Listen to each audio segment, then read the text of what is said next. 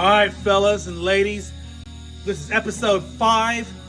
It's your boy Jay McLovin in the smoking journey to the barbecue cook-off out here at TGR. And I want to kind of let you know where we are.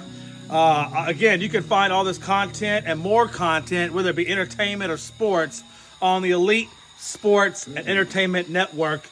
Also, you can all find it with the acronym ESEN on TikTok, Facebook, Roku, you name it, we're there. All right, folks. So if you want to show them the meat, we need to do it now so we can build. Let me show you this meat real quick. I already put some ribs on. I put the brisket to the rear. This is the last basting of the brisket that we're going to do. Then we're going to wrap it in foil and let it cook in its own fat. And then we'll pull it off, let it sit for 2 hours, and then slice it. We got the ribs on now. They've been in there for about another hour or so. We just gave it its first homemade barbecue basting, which I will not give out that recipe because, again, it's a family secret. But I will just tell you, it's been on there for about an hour now. We just gave it its first basting. So that's where we are currently. Just so you know, a couple of facts, Melanie, I didn't point it out, so I want to go back and say it now. Before you ever put meat onto the barbecue pit, make sure it's at room temperature.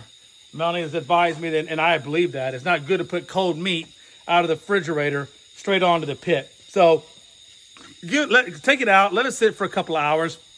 Once your meat is at room temperature, then you're good to go, and you got your pit warmed up and it's ready to go. Then you're ready to put your meat onto the pit.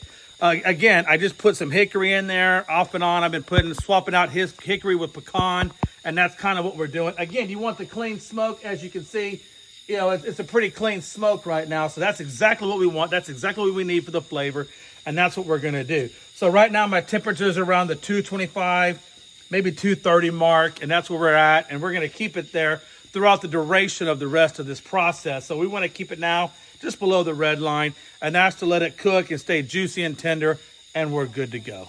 All right, so remember, with chicken and ribs, you want to keep your temperatures between 225 to 250. You don't want to go above 250. 225, 250, in that range, and you're going to be perfect. Secondly, make sure that for chicken, you only got to go about 2.5 to 3 hours. And then with the, and then because you can do it with your thermometer to check your internal temps.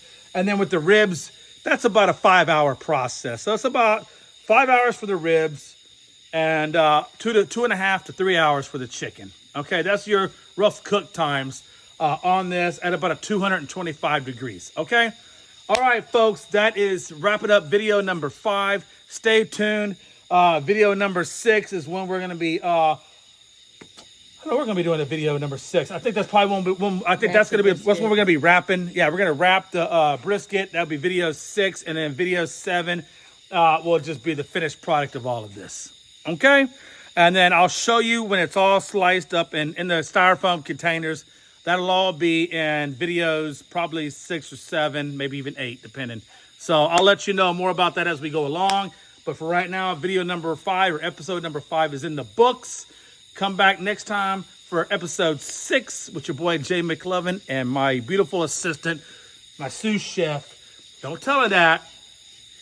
Melanie Conger Blevins McMahon. All right, folks, y'all have a good one. I'm out.